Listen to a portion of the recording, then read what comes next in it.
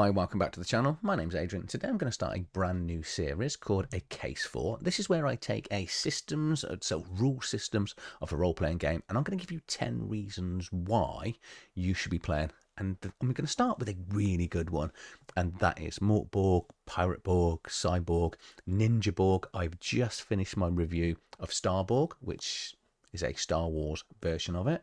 I've got Ragnar Borg coming very soon.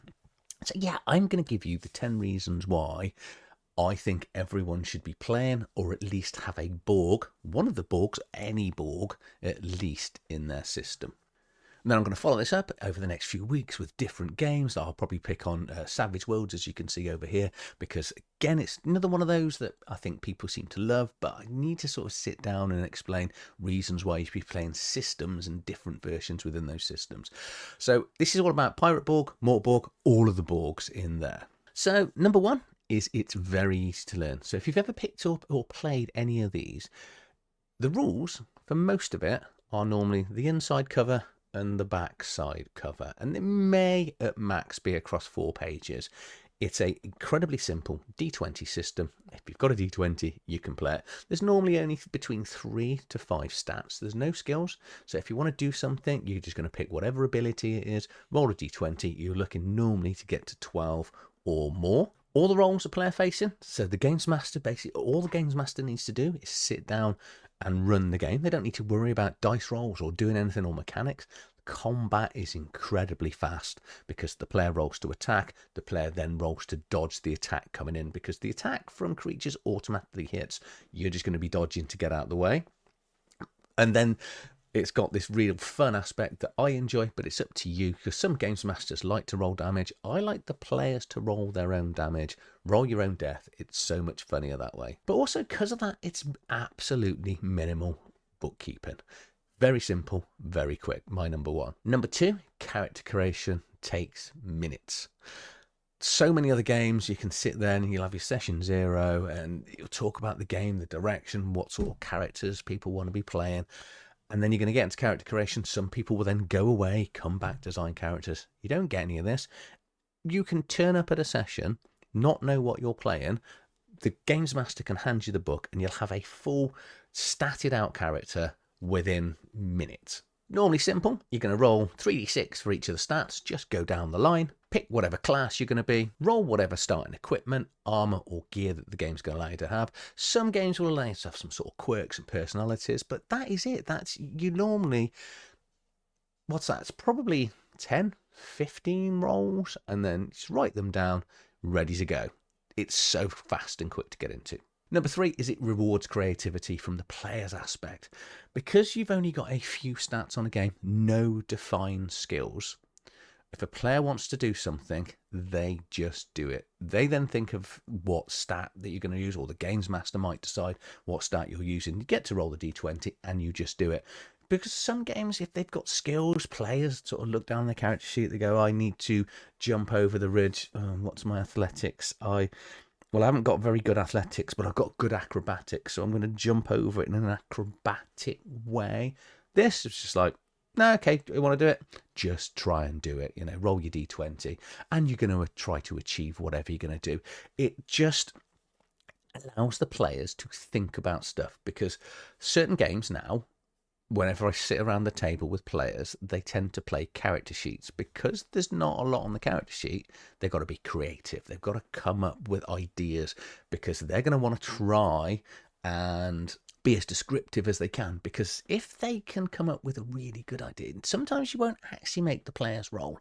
It's just so nice to see this streamlined system that just allows the player to just start thinking away from a character sheet. Number 4, slightly controversial. I appreciate this one. Art style can be amazing. Now, I know Mörk Borg has a little bit of a reputation of being a very difficult book to read. I struggle to read it, but the art style fits it perfectly. If you want to go for that rock star album sort of death metal type aspect, it covers it. Like, so we've got Pirate Borg here, which again, it's probably one of the most beautiful books you're ever going to pick up and read.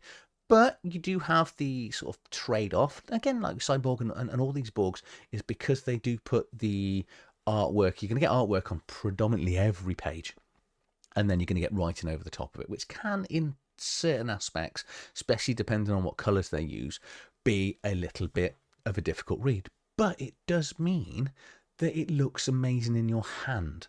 Also, you've got the size of the book, because most of them are A5.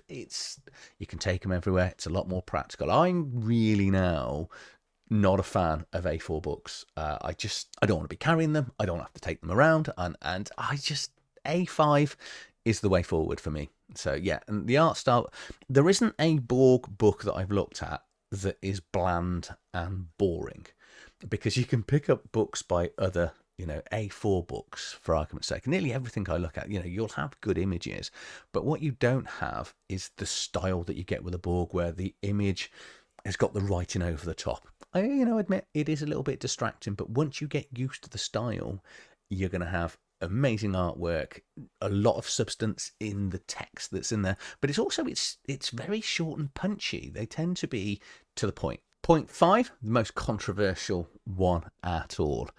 Death is part of the fun. Bear with me, because we've all played games that we've been playing for a long time, and I probably expect most of you watching have had a character die or seen someone else's character die around the table, and it can be quite a traumatic time for the players and the games master. But oddly, when it comes to a Borg, especially if you're going to be playing things like Cyborg and Mörk Borg and those games, and Vast Grimm, that have the defined sort of end game, that's that clock is going to take over and everyone's going to sort of die, and the world is going to reset. But because character creation is quite quick and fast, you then get this, it doesn't matter as much if your characters die, because yes, you've had maybe a background. You might have, fully fleshed out your background. And obviously, I encourage you to do that if you're gonna go down that route. But there's something quite refreshing about playing a character that has got a small number of hit points, that if you can manage to keep them alive during the session or the campaign, that actually feels like a win itself, especially when everyone else around you is on their second, third, or fourth character. It changes the mindset of a player. It gets you used to the fact that players can break and they can die. And it's honestly, it really is a refreshing way to play, where I'm not saying that you shouldn't worry about your character, because obviously you should always care about your character and worry about your character, because then it helps you make better decisions. But you're going into this knowing the characters are very fragile. So when it does happen, because it will, at least you can kind of just, work with the games master, create another character. It's only a couple of minutes, as we previously discovered and talked about, so you can just get on back into the game with something completely new, fresh. Try out something else. It does allow you to try multiple characters, sometimes in one evening.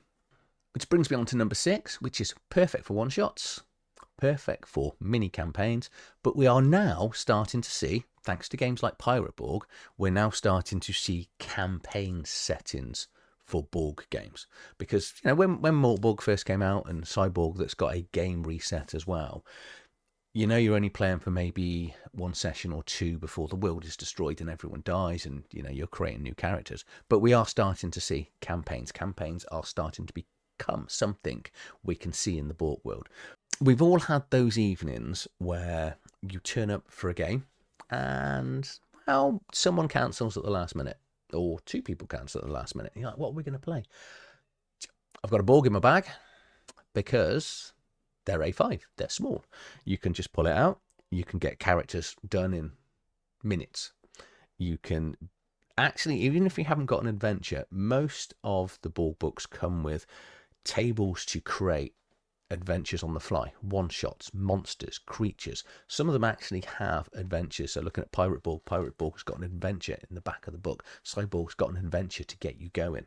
Also, if you want to pick up other third-party stuff, there's so much stuff out there. I'm going to jump into a different point by accident. But this is a perfect game for people can we say, is this diplomatic if I say you've got an unreliable group, or you've got a group where players come in and out regularly, or people, that they do cancel from time to time? You buy one of these and put it in your bag. Brings you on to point 7. The third-party content is massive. Okay, all you've got to do is look at my other channel and see how many Zine Quest, Pirate Borg, Mörk Borg inspired books I've looked at. The third-party license is incredible. The guys that created Mörk Borg have been incredibly open and generous with their third-party content license, which has allowed lots of people to write stuff. Go on to Drive-Thru-RPG. You will see hundreds, if not thousands, of new zines and adventures and one-shots and characters for any of these Borgs. Go to Kickstarter, ignoring the fact that I've just looked at Zine Quest. And again, we're going to have all of these new zines and magazines. And the good thing is, because they're third-party created, some of them you'll be able to pick up for free. Others you'll be able to pick up for pay what you want. If it is pay what you want, I always say this on the channel, pay the designer something. Even if it's only $1 or $2, give them something for their time. They put themselves out, they've created it. Or you might find, there's certain creators and writers that it might be a little bit more expensive, but printing costs cost. There's lots of stuff on Kickstarter.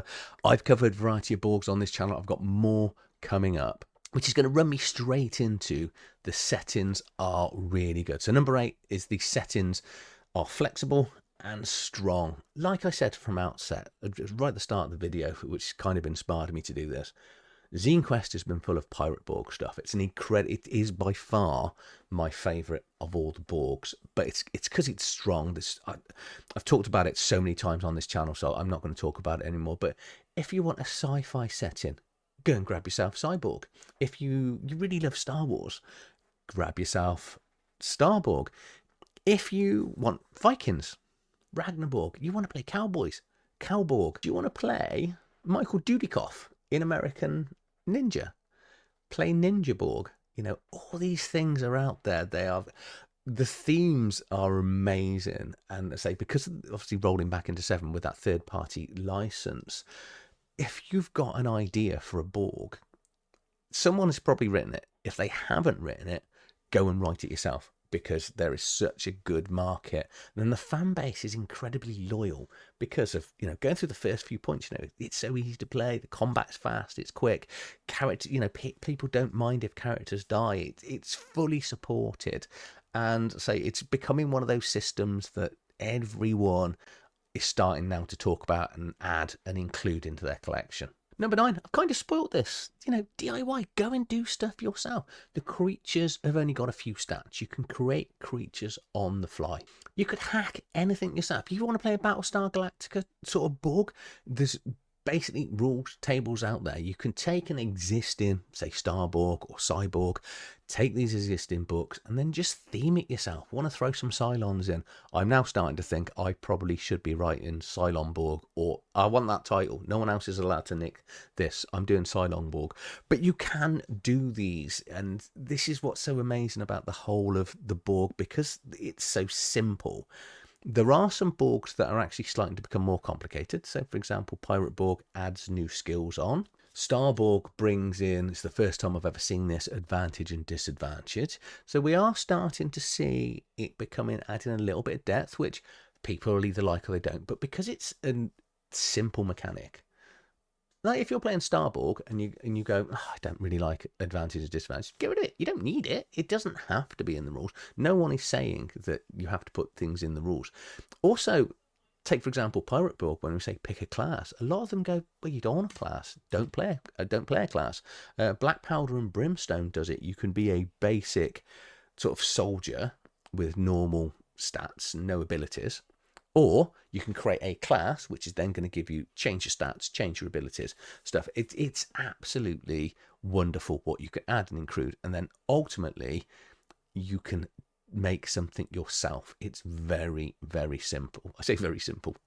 I'm just about to say that I have actually now written for it. I've written an adventure for Raptor Ruckus, which hopefully I'm still waiting for the final approval to come through. And Raptor Ruckus is a really good board game because it's Jurassic Park. Watch any film. any film and go, do you know what? I want to make a Borg out of that. 13th Warrior. How cool would a 13th Warrior Borg game be? 13th Borg, you could call it. I'm going to stop spouting out Borg ideas now and get on to my final point. And that brings me straight on to my number 10. The tone is refreshingly different.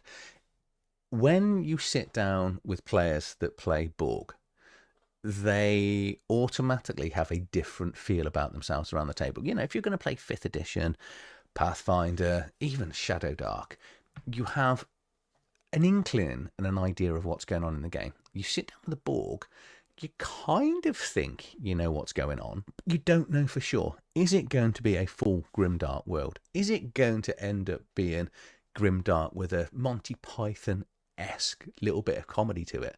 It's probably going to be that one. That tends to be coming out. It does have a wonderful sense of humour, most of these board games. It's one of those that I think once you've discovered and played, it'll never come out of your collection. You know, some of the games can be incredibly chaotic, some just absolute comedy, others serious, but throughout it all, they are simple. I'm going to go with fun. They're always fun, even when it's dark. It tends to be. Not that I don't actually understand dark comedies. Every time I've ever watched one, I'm going, oh, this isn't funny, and I know it's not meant to be funny. And I think you could probably get that theme into a Borg system as well. But it does. Talking to Borg writers and creators, they do tend to have a.